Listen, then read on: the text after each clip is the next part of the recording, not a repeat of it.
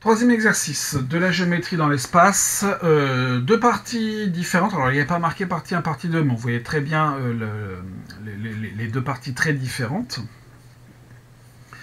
Alors, pas besoin de gras, je vais marquer partie 1, même si c'était pas marqué dans l'énoncé. Première question, prouvez que le point N de T appartient au plan P. Alors certains ont échafaudé des théories très compliquées, alors qu'il suffit tout simplement de vérifier que N de T vérifie l'équation du plan P, et ce pour tout T. Donc je me donne un réel T, puisqu'on nous dit dans l'énoncé que T appartient à R, et je vais calculer x plus z et vérifier que ça fait 0.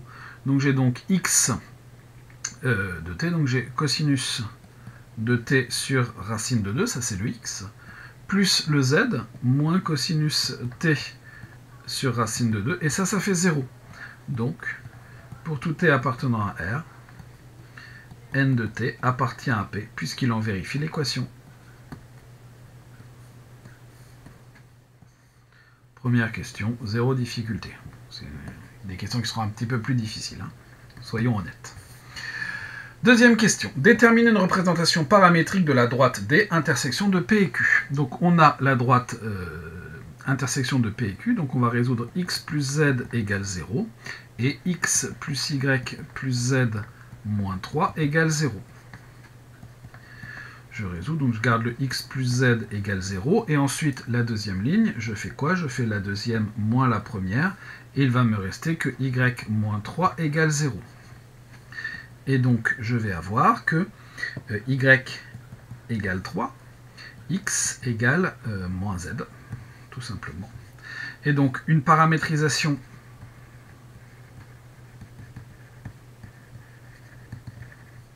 de la droite D est x égale t, y égale 3, z qui est égal à moins x, donc moins t, avec t appartient à R, qu'il ne faut surtout pas oublier.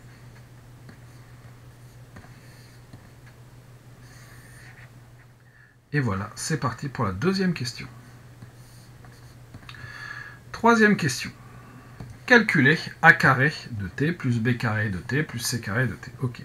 Donc a carré de t plus b carré de t plus c carré de t. C'est quoi? Eh bien c'est cosinus carré t sur racine de 2 au carré, donc sur 2, plus sinus carré de t plus, eh bien moins cosinus carré, donc moins cosinus au carré, donc cosinus t sur 2. Et j'ai donc du cosinus carré t plus sinus carré t qui vaut 1. Donc pour tout t appartenant à R, vous avez a carré de t plus b carré de t plus c carré de t qui vaut 1. J'ai fait ce calcul puisqu'on me le demandait. Et ensuite, on me demande de montrer que, en déduire que N appartient à un cercle du plan P dont on précisera le centre et le rayon. Et là, personne n'a su comment faire. Vous avez dit effectivement, je trouve 1, donc il est sur un cercle. Non, il est sur une sphère. On a donc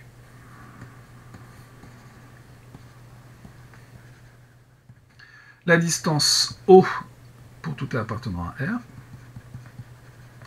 la distance entre le point O et le point N de T qui est égale à 1. Donc le point N de T est sur la sphère, deux centres centrés en l'origine, alors deux centres O, et de rayon 1. Voilà ce que nous dit directement cette histoire de cercle. Mais on sait que le point N de T est aussi dans le plan P.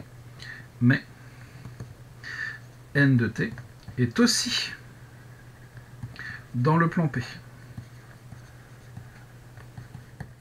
Donc, N de T est à l'intersection de cette sphère et de ce plan. Il s'agit d'un cercle.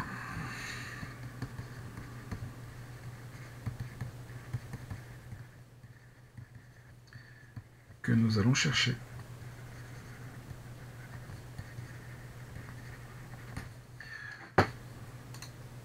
Donc c'est bien plus compliqué que juste dire, c'est sur un cercle, de centre, dans le meilleur des cas, 0, 0, 0. Des fois j'ai eu 0, 0 parce que c'était sur un plan, on ne savait pas trop. Et de rayon 1, non, ça va être plus compliqué que ça. Donc maintenant, ce qu'il nous faut, c'est qu'il faut que nous projetions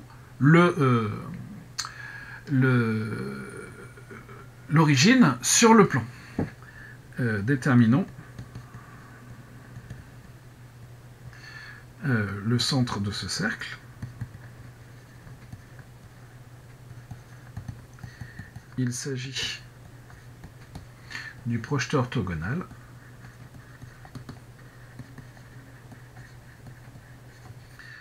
de O sur le plan P. Donc il faut qu'on trouve le projeté de ce point sur le plan. Et une fois qu'on aura ça, on aura des points du cercle, on aura le centre, on n'aura pas de difficulté pour trouver le rayon en fait. Donc il nous faut un vecteur normal du plan P. Le vecteur n de coordonnées 1, 0, 1 est normal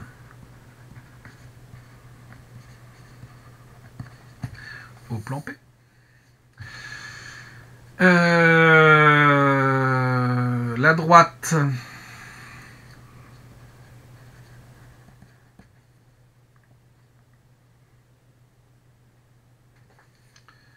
La droite passant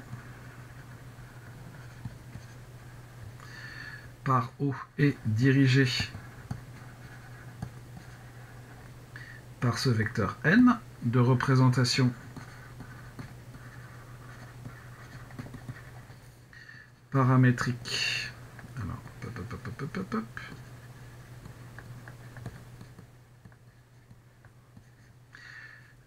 x égale t, y égale 0, z égale t, t appartenant à R, coupe P en ce centre. Et donc on injecte dans l'équation du plan, on a donc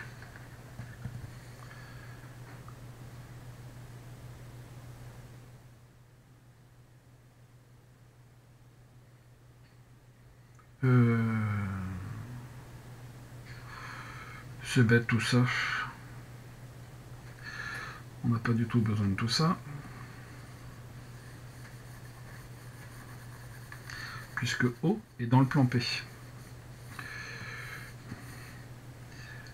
Mais comme O appartient à P, 0 plus 0 égale 0, eh bien l'origine est se projeter. Donc le cercle est centré en haut. Donc on a bien tout ça. Conclusion.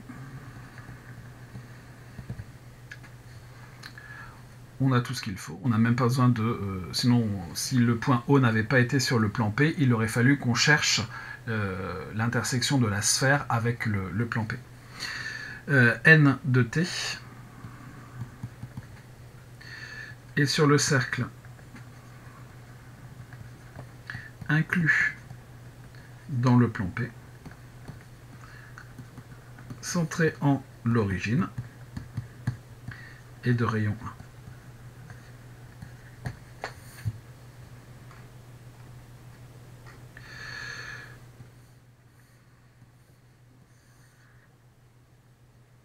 Pas trop de calcul à faire en fait, mais il fallait quand même bien vérifier tout ça. Quatrième et dernière question pour cette première partie, calculer la distance de n de t à la droite d. Donc là, il faut qu'on calcule la distance entre un point et une droite, et ça on a vu dans le cours une formule pour faire ça. Mais attention, il faut l'appliquer correctement. La distance de n de t à la droite d, c'est quoi? C'est la norme d'un produit scalaire divisé par la norme d'un vecteur. Donc c'est des normes. Un produit, j'ai dit produit scalaire, mais c'est produit vectoriel. Un produit vectoriel, c'est un vecteur, donc 3 coordonnées. Et donc je vais devoir en déterminer une norme. Maintenant, il faut que je me rappelle de quoi il faut faire tout ça. Donc il me faut un vecteur directeur de la droite D. Et il me faut un point de la droite. Donc ici, je vais avoir A n de t vectoriel U sur U, où A appartient à la droite D et U dirige la droite D. Or, ma droite D a pour représentation paramétrique T3 moins T.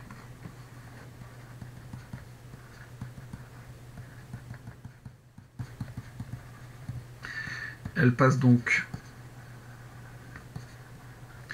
par le point A de coordonnées 0, 3, 0 et elle est dirigée par le vecteur U de coordonnées 1, 0, moins 1. Bon. Donc, AM vectoriel U, AM à n de t,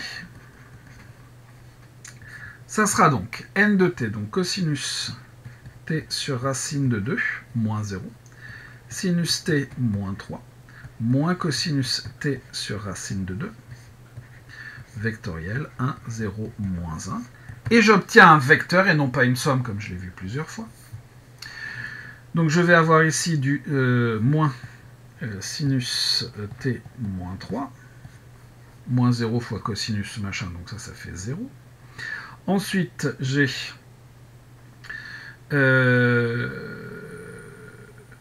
c'est ça. Ensuite, j'ai moins cosinus t sur racine de 2 multiplié par 1, donc ça me fait ça. Moins 1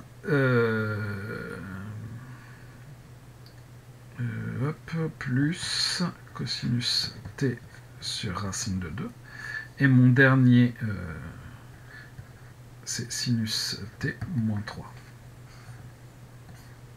Donc j'ai sinus t moins 3 avec un signe moins 0, sinus t moins 3. Et donc la norme de an de t vectoriel U, c'est quoi? C'est donc sinus t moins 3 au carré multiplié par 2, c'est-à-dire racine de 2, valeur absolue de sinus t moins 3. Par ailleurs, la norme de U, c'est donc racine de 2, hein, tout simplement. D'où ma distance entre n de t et la droite D, c'est racine de 2, valeur absolue de sinus t moins 3, sur racine de 2, c'est-à-dire valeur absolue de sinus t moins 3.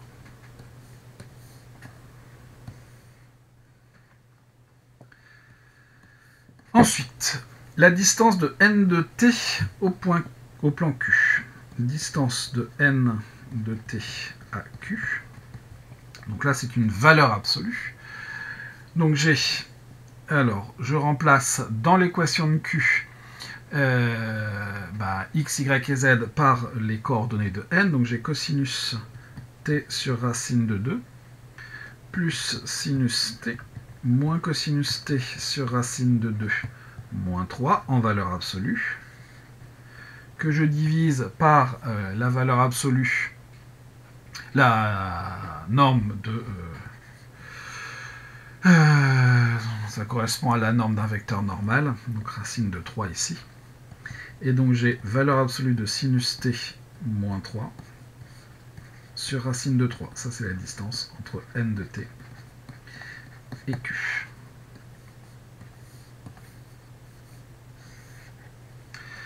Dernière partie, vérifier que le rapport est constant. On va calculer ce rapport. Hein.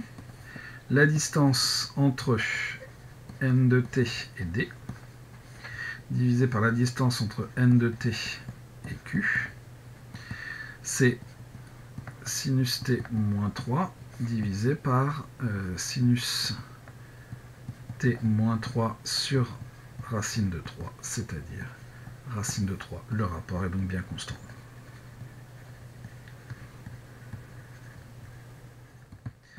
Égale à racine de 3. Évidemment, si vous avez fait le rapport dans l'autre sens, vous avez moins racine de 3 au lieu de racine de 3, mais ça ne change pas le caractère constant de ce rapport. Deuxième partie, donc quelque chose qui n'a plus rien à voir. Première question. Donc, on a un point et un vecteur directeur de la droite delta m. Donc, la droite delta m, c'est la droite qui est x moins 2my plus 4m moins 1 égale 0, et y plus z plus 3 égale 0. Bon.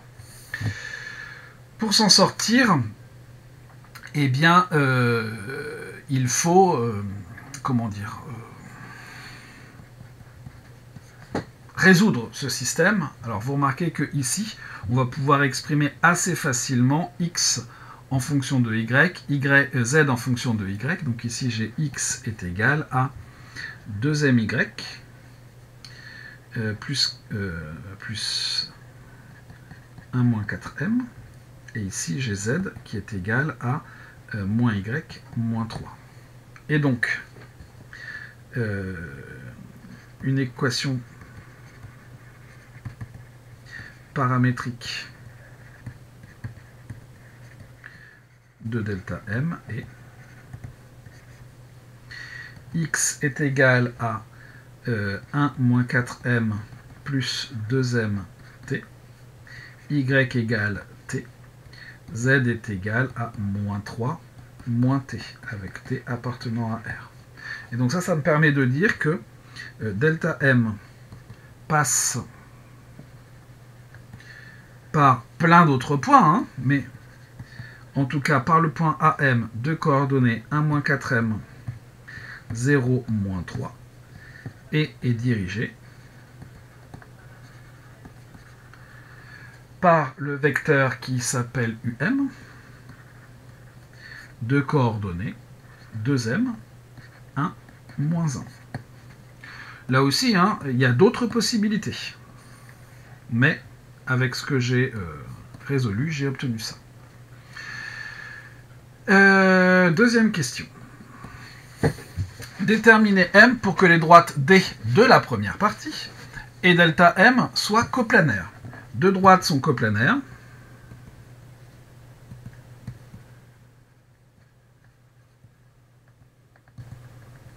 Si et seulement si elles sont soit séquentes, soit parallèles. D est dirigé par le vecteur de coordonnées. Alors je crois que c'est 1, 0, moins 1. C'est ça. Et delta M par 2m, 1, moins 1. Ces deux vecteurs ne sont pas collinaires.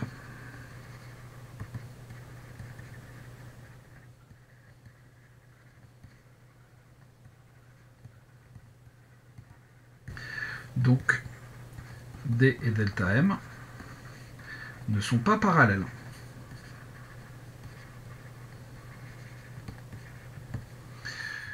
Donc, on va essayer de chercher une intersection. Donc, la droite D, c'est x égale, puisqu'on a une paramétrisation, t, 3 moins t.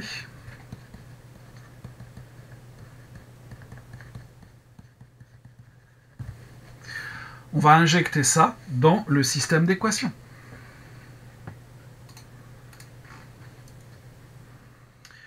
Donc, si je calcule t moins 2m multiplié par 3 plus 4m moins 1 égale 0, et dans ma deuxième, j'ai donc y qui vaut 3, plus z qui est moins t, plus 3 qui vaut 0. Donc j'ai donc t moins 6m plus 4m, donc moins 2m moins 1 égale 0. Et ici, j'ai t égale 6. Donc j'ai t égale 6. Et donc 2m qui vaut 5. Donc m égale 5 demi. T égale 6, m égale 5 demi. D et delta m sont donc coplanaires.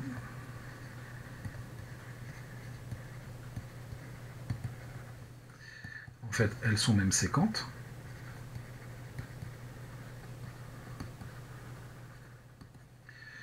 Si et seulement si m égale 5 demi, puisque c'est la seule valeur possible.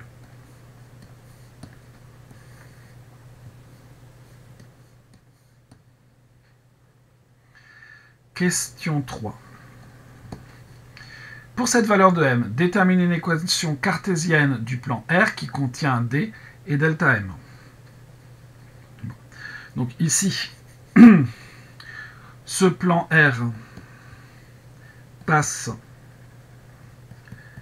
par le point de concours, le point d'intersection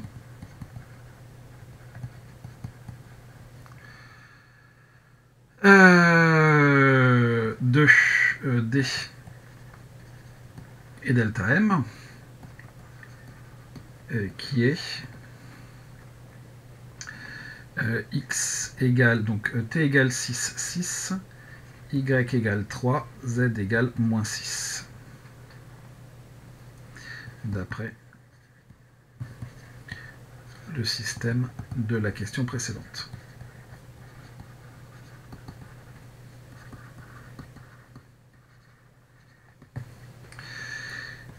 Ce plan est normal.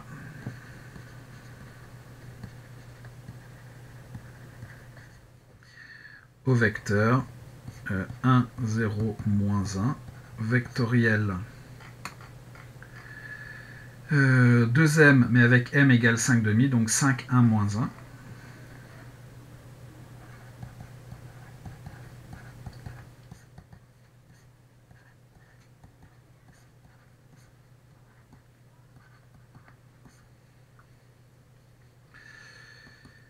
Hop.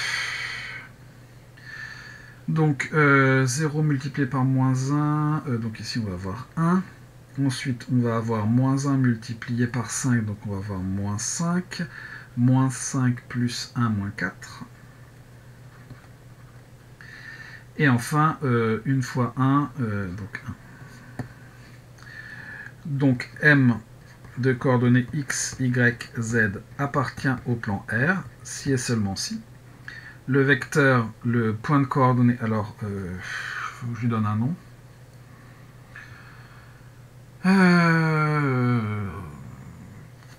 I comme intersection. Le vecteur IM. Scalaire, le vecteur 1, moins 4, 1, égale 0. C'est-à-dire x moins 6, y moins 3, z moins 6, donc z plus 6, scalaire 1 moins 4, 1 égale 0, c'est-à-dire x moins 6 moins 4, y moins 3 plus z plus 6 égale 0, donc on va avoir x moins 4y plus z plus 12 égale 0. Donc R a pour équation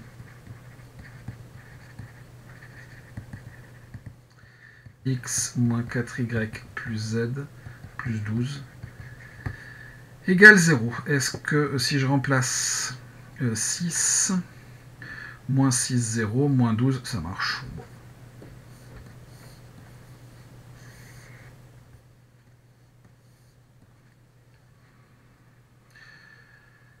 Donc voilà pour la question 3. Question 4. Existe-t-il M tel que la droite delta M soit parallèle au plan P? Si oui, déterminez M. Donc ici, si jamais c'est le cas, donc vous avez ici votre plan P. Vous avez ici un vecteur normal à P. Et donc la droite est parallèle à ce plan. C'est delta m. Et bien si le même vecteur n est orthogonal à son vecteur directeur um. Delta m parallèle à p, si et seulement si. Le vecteur normal, alors est-ce que je vais donner un nom? Peut-être dans la première partie, mais je ne suis plus bien sûr. N, alors pour le plan P, le plan P. Le plan P, c'était x plus y égale 0, donc 1, 0, 1, normal à P, est orthogonal à UM, c'est-à-dire si et seulement si 1, 0, 1, scalaire, le vecteur UM, 2m, 1, moins 1, égale 0, c'est-à-dire si et seulement si 2m moins 1 égale 0, c'est-à-dire m égale 1 demi. Donc, avec le delta m est parallèle à p, si et seulement si m égale 1 demi. Dernière question. Montrer, c'est question 5, montrer que toutes les droites delta m passent par un unique point fixe dont on précisera les coordonnées. En fait, ce qu'on va chercher, c'est le point d'intersection de deux de ces droites. Et ensuite, eh bien, on va montrer qu'il est sur toutes les autres. La droite delta 0 a pour équation eh bien, x moins 1 égale 0 et x plus z plus 3 égale 0. La droite delta 1 a pour équation x moins 2y plus 4 moins 1, donc plus 3 égale 0, et x plus z plus 3 égale 0. Et donc on va chercher un x, un y et un z qui vérifient ces 4 équations. On résout. X égale 1, x moins 2y égale moins 3, x plus z plus 3, x plus z, pardon, égale moins 3. Puisqu'en fait, on a deux fois la même équation, hein, le x plus z égale 3. Donc vous allez forcément avoir x égale 1. Vous allez avoir x plus z égale 3, donc z égale moins 3 moins x, donc moins 4. Et donc 2y, c'est x plus 3, c'est 4, c'est-à-dire que y égale 2. X égale 1, y égale 2, z égale moins 4. Et donc delta 0 et delta 1 se coupent en 1, 2, moins 4. Vérifions que ce point est sur toutes les droites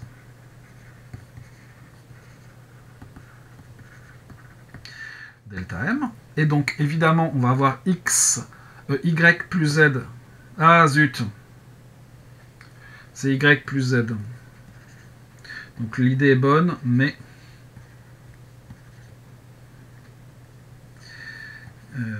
hop. Et donc ici, vous allez avoir 2y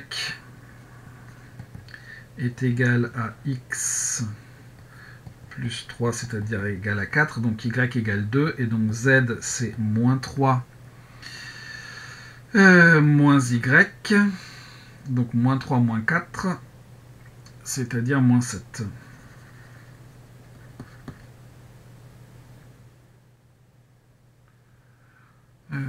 Y plus z égale moins 3, oui.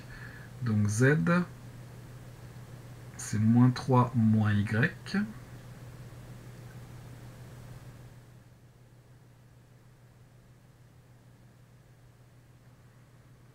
Et donc moins 5. C'est 2y. Donc 1, 2, moins 5. Évidemment, donc on a x, alors x 1 moins 2m multiplié par 2 plus 4m moins 1 égale 1 moins 4m égale 0. Et forcément, on a y2 moins 5 plus 3 égale 0, mais ça on le savait déjà. Donc 1, 2, moins 5 appartient à delta m, pour tout m appartenant à R. Conclusion, les droites delta m sont concurrentes en 1, 2, moins 5. Et voilà pour cet exercice 3.